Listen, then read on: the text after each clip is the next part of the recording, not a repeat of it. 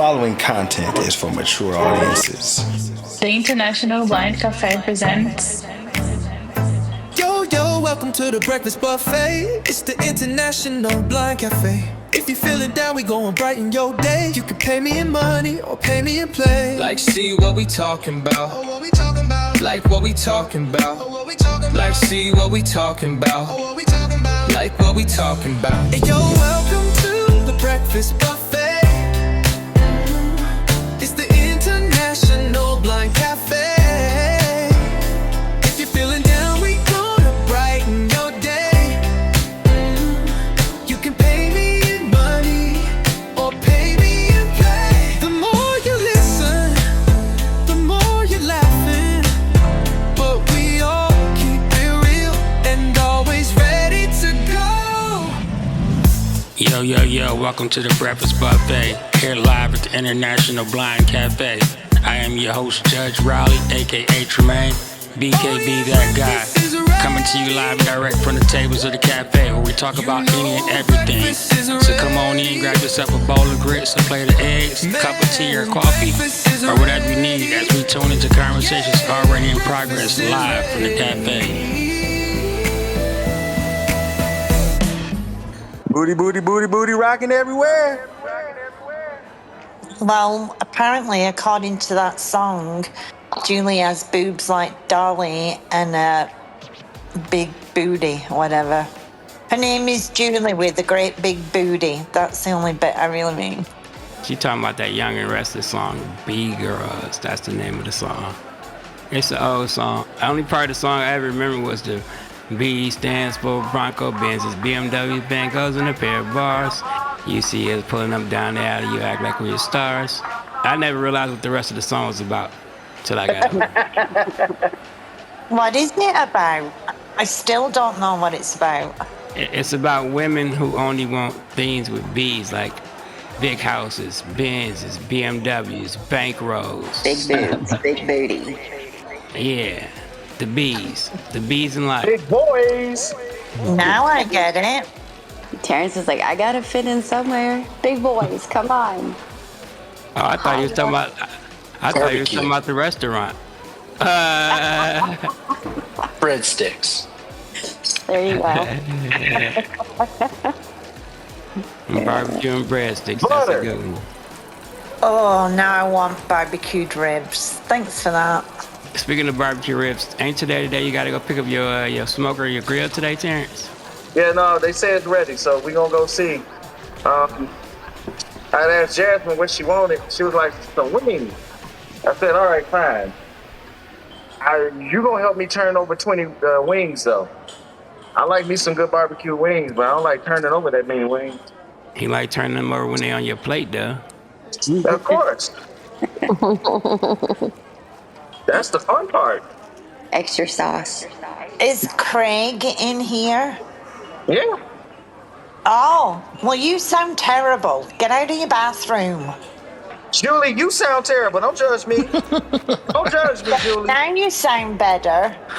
I was going to call Lassie because you sounded like you were down the well. You really did. Yeah, you did. You sounded deep down there. Should we holler for you? Yeah, I just. No, but what you can do is put $100 bill in the well and make a wish.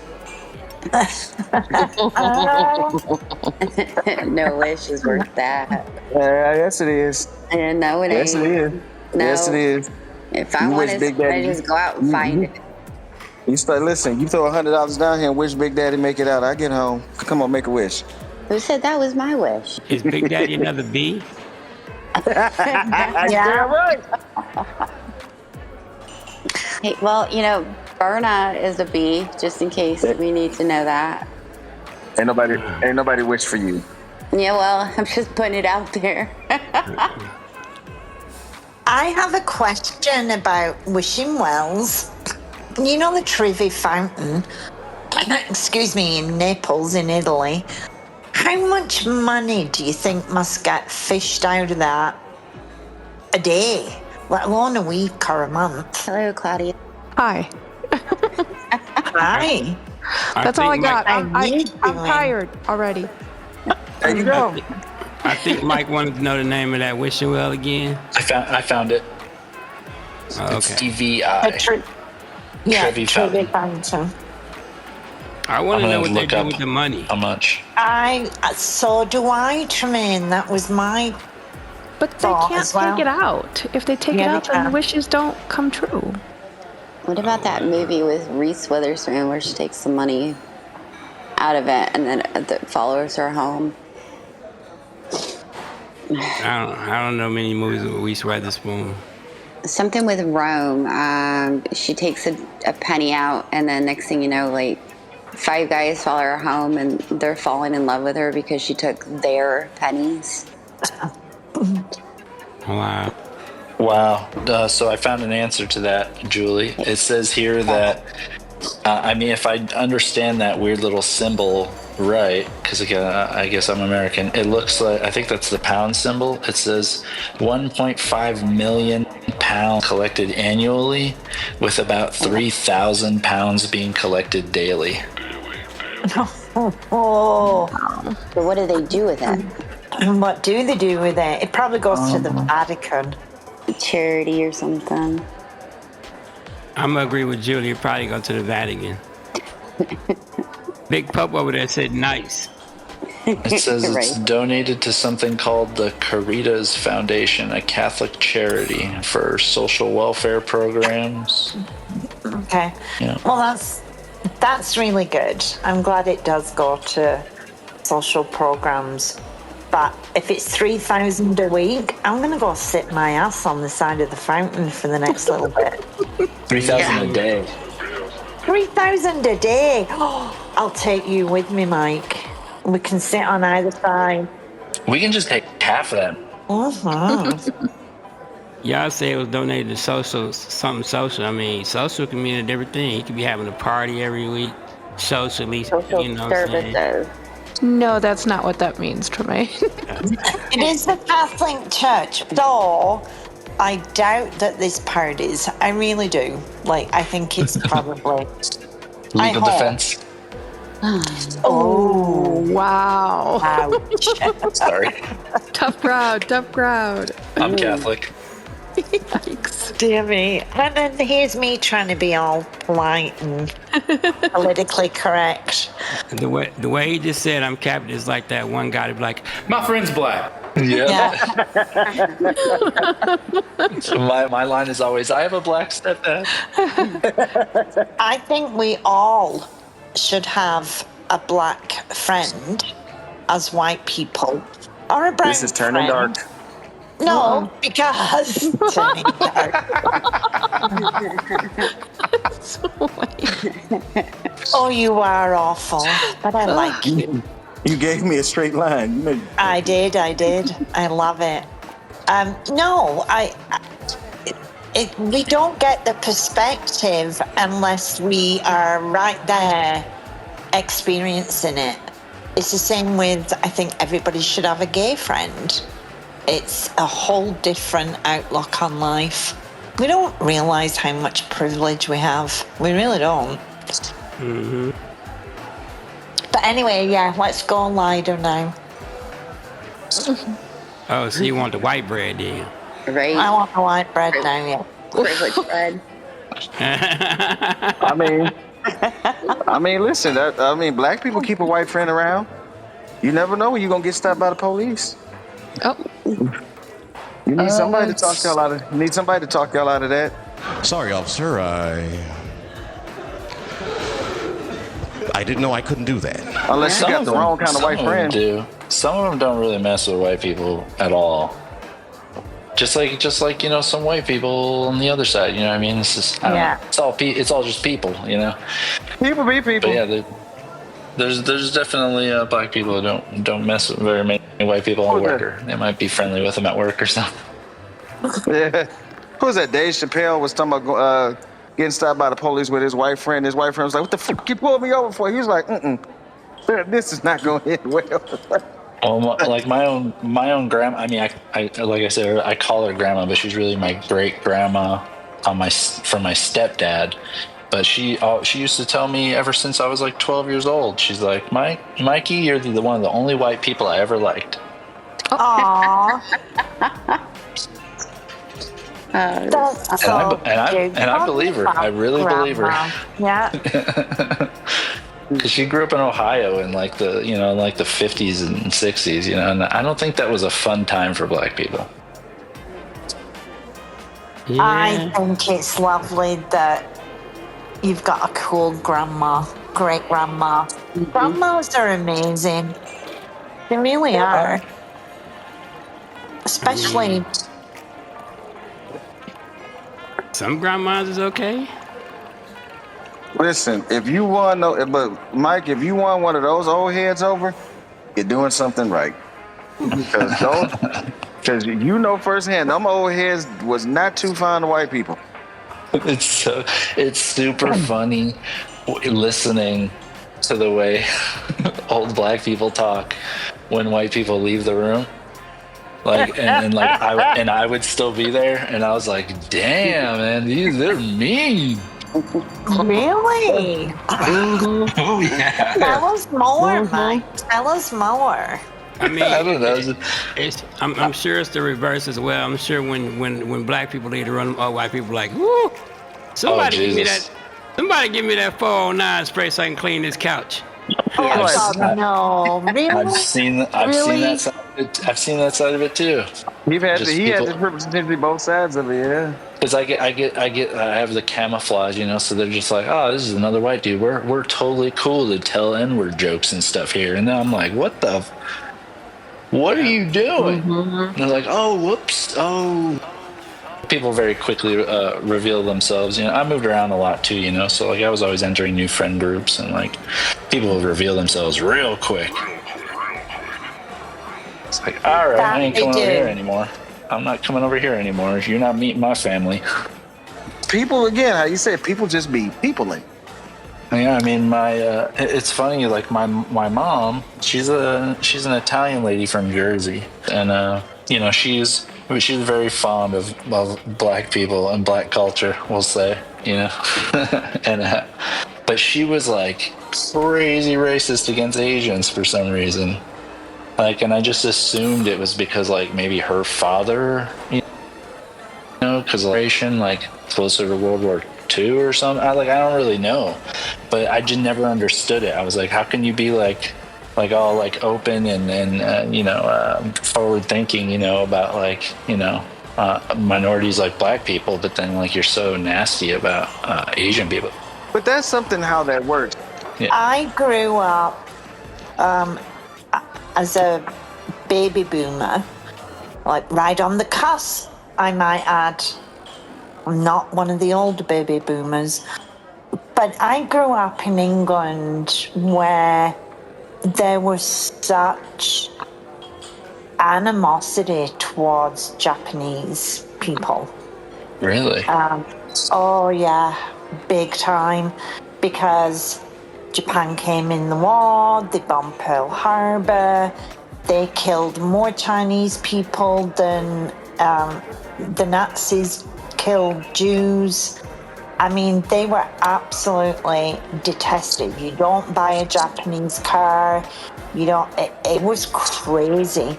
So I can see why, like you said, it was a throwback to the Second World War. I can totally see that, because that's the only negative rhetoric I ever heard growing up was against Japanese people. So yeah. My mom is different, even though she was born right around the same year you were. The only thing she used was the N-word, but she didn't mean it in a mean word, even though I know it was derogatory. Because she loved being in Tennessee. She loved being in Ohio. She, even if, she wasn't as light, because, my mom and her sister were very dark complected, being Hispanic. They weren't very liked in like, I want to say it was 70s, because they were teenagers. But my mom liked everybody. If she could talk and you could talk with her, she would talk with you. Yeah. My mom. Have you guys Have you guys ever heard of people libraries? No. Yes. I've never been to one, but I really want to. I really want to go to one. It's like a building you go to, and you literally check out a person, like a book, and they sit with you and like tell you a story or tell you about their life or whatever. Oh, that's interesting. I never heard of it today. Right. I mean, I have a great uncle that fought in World War II, and he was a Navy SEAL. So I get stories from him. That's gotta be great. Yeah, he's still alive. Why you said like a PBS special? That's interesting. I never heard of that till today. Please tell me more. We have that program. We have that program here where I live at the library. They run it once a month, and you can volunteer to be one of the people that, you know, the person takes you out and sits and talks to you and asks questions, and they're really popular, and they're really good for the seniors that have got all this knowledge to impart, right? And they want to pass it along. Yeah, that's interesting. I wonder how do they do it? Is it like they put like a book in front of you, like a mug shot of people, like, this guy looks like he has an interesting story. My cynical side can't help but think that like there's, you know, people who are going in there just completely acting and making up entire stories. They're even like in full makeup. Not even an old guy. And then it's like, is it just like on a day when they do it, is it just like, okay, everybody gathered in this room, you sit in these chairs, and somebody's going to walk by, and when they touch you, you just activate. This is download your book. This is who you are. Human Teddy Ruxpin dolls. Right. No, it's good, and they're really successful. For me, they're not as much fun, not even close to as much fun as the speed dating for 80 plus people. I would watch that. Oh my gosh, it's so much fun. Yeah, it's brilliant. That would never work though for me and Tremaine. That whole people library. Because with either one of our sense of humor, we would turn on the black guy. They tap our shoulder, be like, you don't want it. Like, oh no. It'd be pretty funny. That's pretty funny skit. That's just funny for a skit. Right. Like, oh, I would love to learn more about the rich, vibrant culture. And he's like, give me your wallet.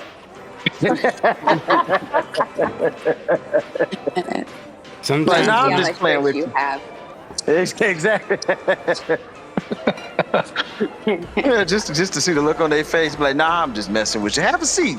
And then all of a sudden, all this manners and politeness comes out.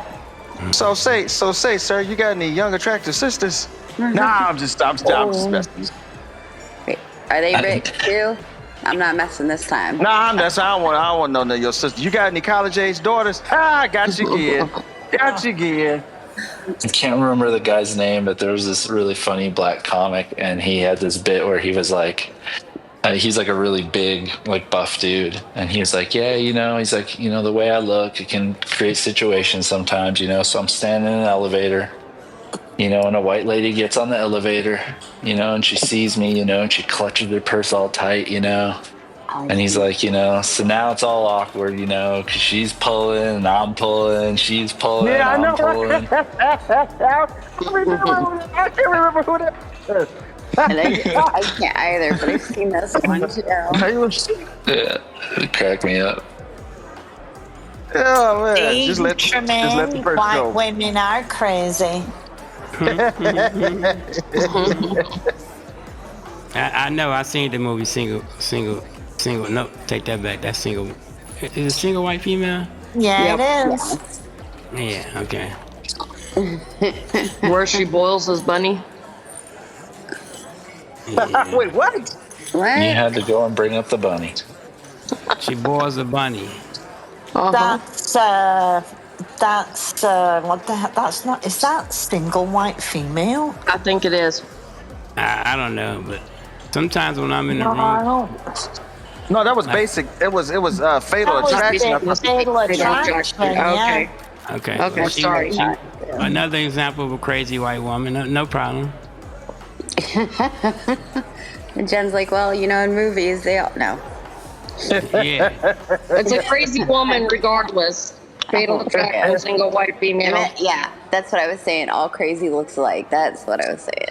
Yeah, because the man was totally innocent in all of that. Yeah. We usually are. Okay. What was the one with Alicia Silverstone and she was like a babysitter? The hand that rocks the cradle. Oh no, I just remember she got like obsessed with the dad or whatever. Yeah, I don't know.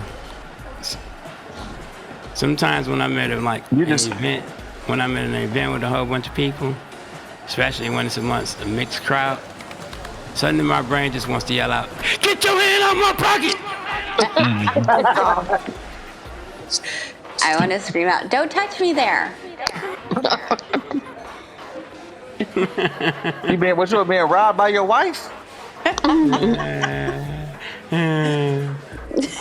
don't know. Hey, did you hear what Sid told us a Laura is?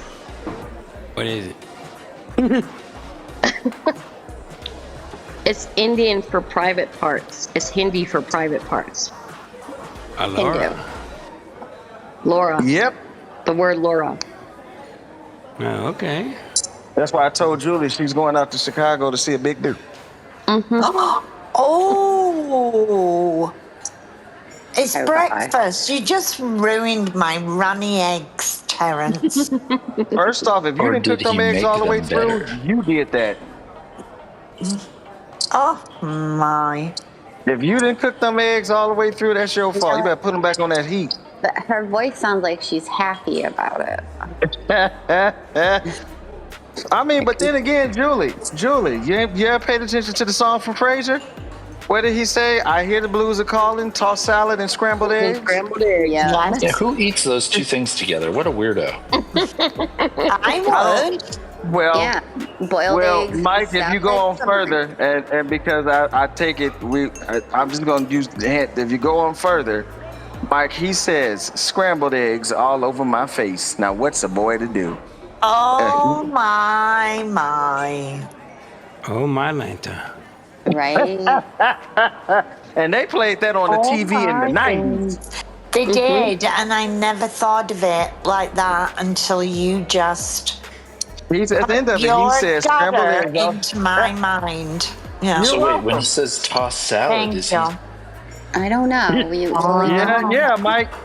Yeah, Mike. He's talking about ham.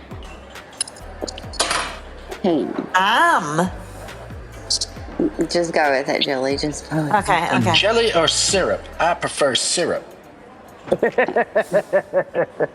Do you know one of my favorite meals at supper time is fried eggs, runny fried eggs, and French fries. It's a British thing. Egg and chips. Love them. Oh, really? Oh my God, yeah. I grew up eating that. Yeah. I think anybody eating runny eggs has a running problem. Like, No. the eggs should not be runny. Yes. Not the white What part. do you get your soldiers in if you don't have runny eggs? The white part isn't runny, it's the yolk. Yeah, you want to run a yolk. That's the dipping sauce. Yeah. Who dips their sausages in their eggs? I do. I do for sure. I dip all kinds of stuff in there. Usually I think a runny egg is best for an egg sandwich, because then if you do it just right, you put that egg on there, and then the yolk is like the sauce on the sandwich. Oh, yeah. And you dips their sausage in their eggs. That's how we all got it. Hey, You Mike. dip your butter toast into the egg yolk. Oh, yeah, it's good. It's all Yeah. Mm-hmm. See, that's your Bam right there. soldiers. And then the egg that's busted open that still has a little bit of runny yolk in it, but all the yolk is gone, then you scoop that up and you put it on the toast. Right, yes. Oh, I might just make one right now. Right, y'all don't know what you're missing. See, I can excuse Mike because he's white, but Berna, what's your excuse? He's white That's how we too. grew up eating. My dad loved it that way, and that's how we grew up eating it. We put salsa in it. No, Egg, unfortunately, it ain't a egg white thing. sandwiches. Hold on, egg sandwiches with tomato and cheese. Ooh. My dad just loved runny eggs, and that's how we always ate it. Yeah, It was but you more just for my described dad. baby food. That's a whole meal. You got runny eggs with salsa, which is runny, and everything is just mush. I No, know. not the I think it's white. gross. Not the white, just the yolk. It's It a don't fried matter. egg.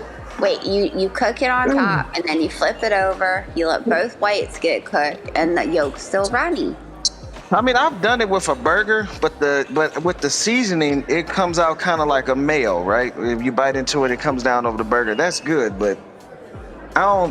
That's a plate of slop. And my uncle used to eat runny eggs. No, there's a difference. There's a difference between runny eggs and Thank yolky you. eggs. Yes. Because if there's any runny white part, I'm not No. eating that egg. Yeah. I'm not eating any of that No, egg. That's the going in white. the trash. That's Yeah, the gross. white has to be cooked. And Yeah, my mind you, uncle was Terrence, on what, the sunny egg, side up. it's kind of like that, but the white's If still you do it yolk. right. If you do Yeah. it right. You can do sunny side up and keep it yolky, but it's a little tricky. You kind of have to put a lid on the pan, take it off the heat, kind of watch it a little bit. Oh, no, that's not what I do. So I like my eggs sunny side up. So I get a little bit of butter in the pan, crack the egg, right? And then once the white starts to form, I get my spatula and I gently flick some of the butter over the yolk, over the top of the egg, so it cooks from the top as well as the bottom. But it still leaves the yolk really, really runny. Because Usually if I flip it over, I break it. I used to be a flipper, but it's just the success rate for me was too low. Me too. Yeah, me too. As a sighted person, it was very easy. You done. talking about for the eggs? So no. So Yes. the trick with flipping your eggs, blind, low heat. And so if you're gonna cook them in butter, put the butter in there, and put your spatula down when you putting your eggs in, and let them go in against the spatula so it kind of corrals them into one part of the skillet, and pretty much just you got to be patient, but stand there with that spatula for about 30 seconds, and you can take your other hand and feel the egg coming together. Yeah. And once it comes together, if you put it in that butter right, and you kept the skillet low, you can actually go around and feel it. It's like what it's doing, and it pretty much kind of it's scrambled, but it poaches in there. And once you're able to turn it over, you can just slide the spatula just like a pancake, right? You can feel around the edges, slide the spatula under it, go on and just turn it over. And then if you want to bring the heat up to finish it, you can, or you can just let that other side cook. I usually just be patient with it so it'll cook on the inside and still just let it slowly come up. But you can do it. You just got to really take your time with it. Well, see, I was kind of taught that way. I was taught to put the butter, and then crack the egg open. Hold on, put your salt and pepper on it. You put the what in there first? Wait, I'm telling a story. No, what you was put the first thing you said? The butter. Oh, the butter? Yes, you put the salt and pepper on it. That way the yolk gets seasoned while it's cooking anyways. And then you go to put the spatula under it, and you pull the yolk closer to the top, like the handle of the spatula. You use your other hand to get that under there. Like hold the egg, and then you can flip it. That's how I was taught to do it at school, not as a sighted person. I think there's like a lot of room for like culinary like advancement or like different technology or like little things, like someone has to be able to think of a more effective way for a blind person to flip an egg. You know what I mean? Like there's got to be some like, I don't know, little tool or trick. I mean, it's very awesome that just because of being blind, I think we become very like adaptable So everybody has their own tricks and stuff, and we figure it out. But it seems like it's an opportunity for a cool invention or something, or an idea. Yeah, it could. I mean, but like you said, we're adaptable too. Real quick, Terrence, I don't just take butter or bread and stick it in the yolk. It's toasted. It's toasted bread.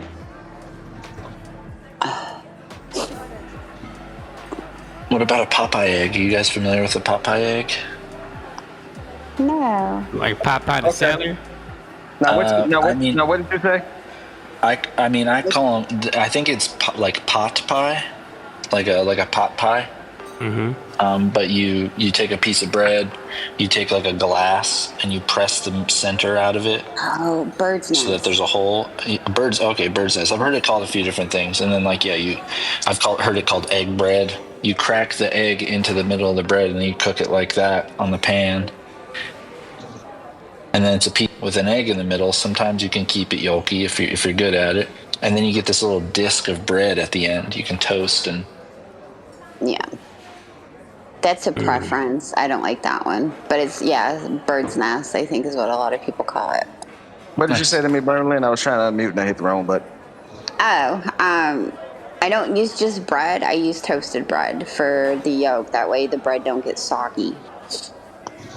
Oh, I do bread and butter when I'm dipping soldiers into my boiled runny egg. Well, when I was telling everybody about my hamburger and eggs, the only person that ever tried it was Terrence. Everybody else got grossed out about it. I've never tried it.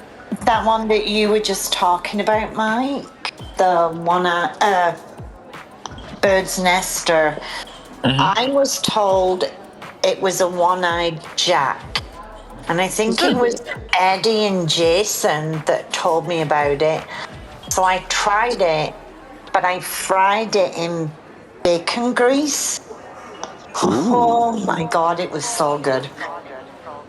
Like I cooked bacon and then I had it with a little syrup. Yeah, I did. Real Canadian maple syrup. That sounds great. Yeah, it was delicious. You know what's awesome? Bacon. It's one of the best inventions in the world. Amen. What's you got a preference of bacon? You got a favorite bacon flavor, perhaps? Just bacon. I've tried 2 different bacons because of Maine and here. They're both really good, but of course, I think Minnesota's is more fresh. Just because it's farmland. But Lots of pigs out there. Yeah, I've noticed a lot of people like their bacon crispy.